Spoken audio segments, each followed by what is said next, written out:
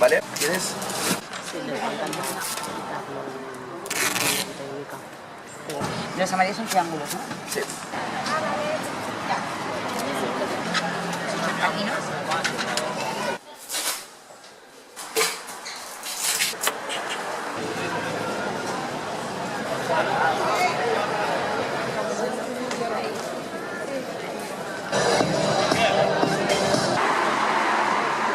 Una serpiente que emula un poco la transformación de la ciudad, pasando de el tráfico rodado de vehículos a unas zonas pues más verdes donde los viandantes puedan pasear, etcétera.